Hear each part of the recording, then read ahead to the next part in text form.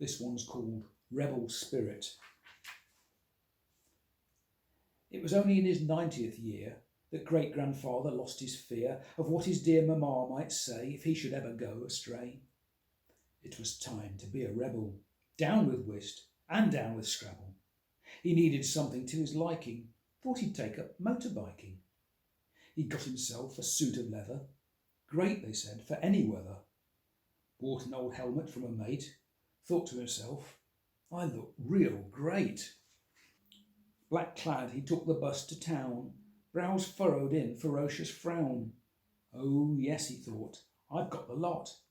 But there was one thing he'd forgot. A motorbike. He slapped his head and wobbled to the shop and said, I want the biggest and the best. Of course, sir. Have you passed your test? Damn and blast, young whippersnapper. Sell me a bike or I'll whack you. But such threats failed to daunt the lad. I'll tell you what I'll do, Grandad. I do have something that might suit you. Why not try this lovely scooter? It's good and cheap and painted black with skull and crossbones on the back. It's got 4 wheels so you can't fall. It's got a great top speed and all, 8 miles per hour, but they warn us not to lean too far on corners.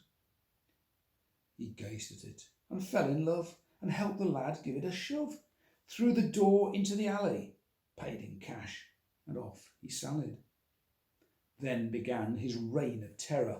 He'd scoot round Tesco all in leather, and everyone who was not quick was prodded with his walking stick. He lived to race between the aisles and leave black skid marks on the tiles, jumping the queues and living fast. We knew, of course, it couldn't last. He thought he was beyond the law. The manager first cursed, then swore. One day, my rebellious friend, you will come to a sticky end. And thus he laid a trap, did Matt.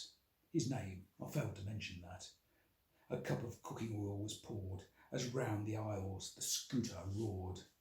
And Matt's staff raised a barricade, closed every escape route and laid in wait for poor great-granddaddy, who visor down just could not see the tragedy that lay ahead. Towards the beer and wine he sped. On hitting oil, his brakes quite failed. A skid, a crash, and off he sailed, through bottles, jars, and cans of spam, and ended in a pool of jam. Body was broken, spirit lingered long enough to raise 2 fingers.